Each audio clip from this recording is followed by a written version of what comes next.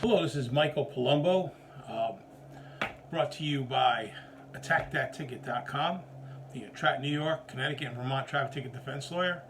I can reach at AttackThatTicket.com or 1-877-996-6849. That's 1-877-99-NO-TICS. But I want to talk to you today about a really very difficult case we did. I just put up about a month ago a video on a different difficult case. This is a similar case, but totally different, spanned over a couple years. The issues were totally different. And I'm going to start out by reading the review that the client left for us online. Then I can explain the case and kind of explain to you what we do and how we do it at our law firm to defend people like you with traffic ticket cases or really complex traffic ticket matters. This one was. So the client, after we wrapped up his cases, there were several, said he left a review. And it said, Michael and his team were the only firm that figured out my case and resolved it. After 15 years of lawyers, tickets, suspensions, and arrests, and no answers at all. Basically, I had given up on ever having a clean license and record. I paid all the fines to the DMV and courts. Never was able to figure out what was going wrong.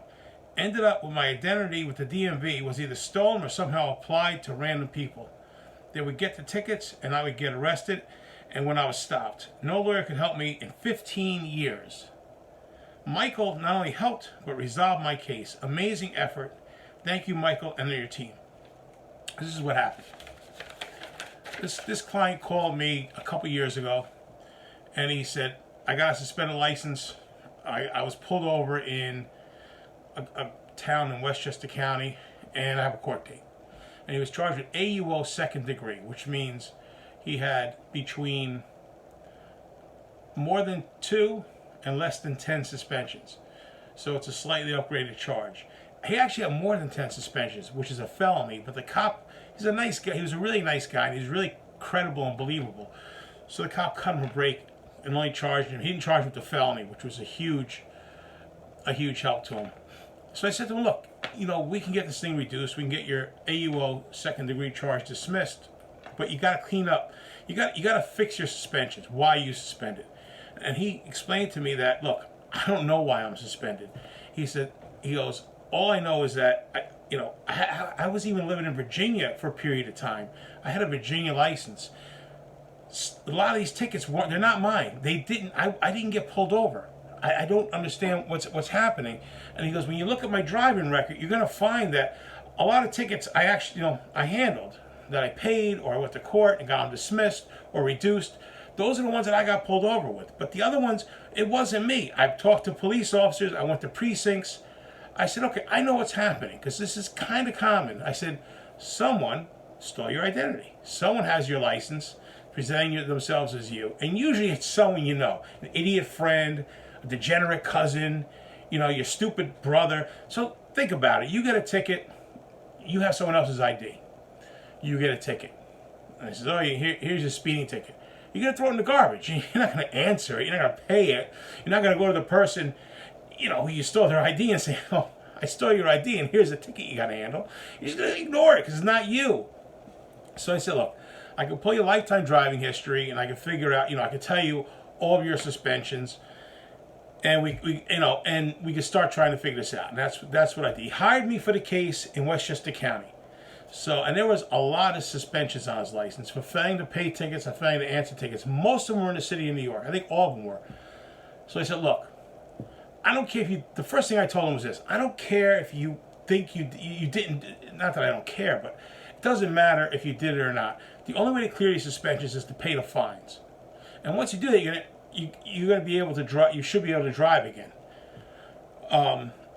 And for the court case in the Westchester, they're not going to want to play ball with us unless you clear your suspension. So whether you think it's fair or not, you have to do that. And he did that, and then there was one revocation remaining once he did that. And he was revoked because back in 2009, he had 3 speeding convictions within 18 months of each other. And that's going to get you revoked for a minimum of 6 months. And because he kept driving, every time he got the other guy or him actually got a ticket, they kept extending his revocation period. So I said to him, I called the DMV. I go, when's his revocation expire? He goes the guy was like 2000, 26 or something like that. He goes like, I got to drive. I'm working. I'm supporting the family. I've been back in New York for a long time. I said, look, I go, look.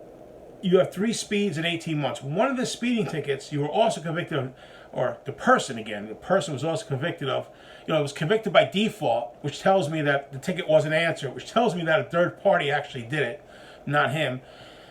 But one of them, they also charge you with not giving the police officer a license, which means, some guy identify, hey, I'm this guy, I'm Bobby Smith. I don't have my license on me, but here's my library card, or here's some other sort of ID, a student ID.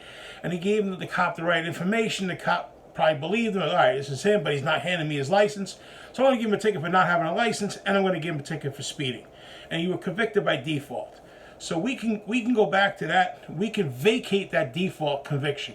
In the city of New York, if you were legitimately convicted and you have buyer's remorse, like you pled guilty and you want to reverse it, the city of New York won't let you do that. But if you were convicted by default, you can make a motion to vacate the default. You need a reasonable excuse for the default and a meritorious defense. And in this case, the reasonable excuse and a meritorious defense were the same thing. It wasn't me.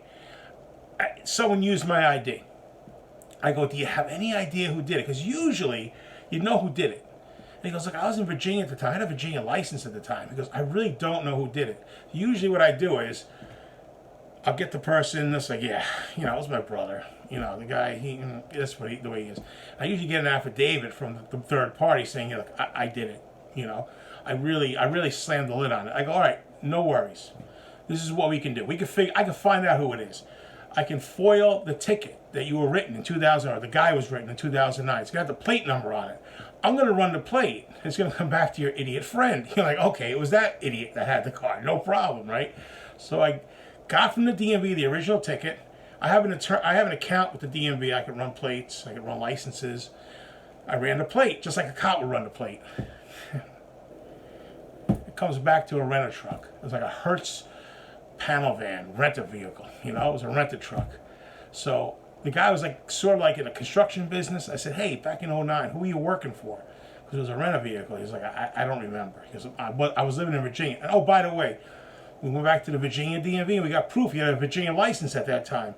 I also got proof that he was living there at the time for my motion to vacate the speeding conviction. Because again, if I get that speeding conviction vacated, he would only have 2 speeds in 18 months, and that does not trigger a suspension. So what I was doing, I was going to vacate one of the triggering events. And then immediately, he has no revocation. He's put right back on the road. He has full driving privileges with nothing. Because what triggered the revocation no longer exists. So I called Hertz, and it was from 2009. And I said, you got this contract? I'd love to see, who rented this vehicle. He goes, look, I think the guy was like, I get 2012, 2013, we did everything, we went electronic at that time. He just said, no. He says, we purge our records after 7 years. I could never tell you who rented that vehicle. I explained to him the situation. I said, I have a client, it's a problem.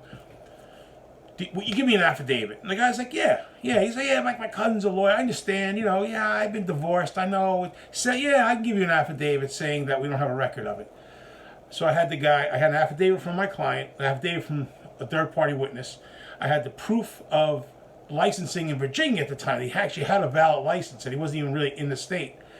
And I sent all that up to the DMV to vacate the conviction, to vacate the default conviction. And they granted it, which they should have. I mean, no reason that they shouldn't have.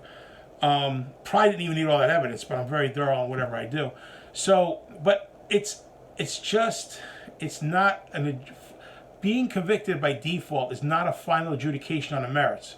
So I wasn't saying, hey, they abused their discretion, so it gets dismissed. If they vacate it, that's like, you know what? They did abuse their discretion. We're dismissing it. It doesn't work that way.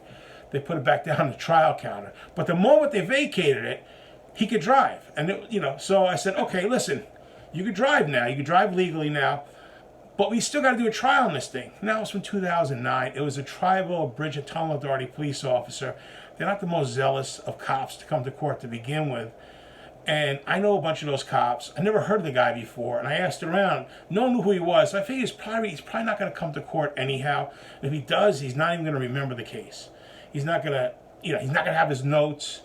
And my client, we had good evidence. My client was going to come to court and testify, and we had good evidence to put in that he wasn't in the state and it wasn't him. And at the end of the day, I knew we were going to win the trial.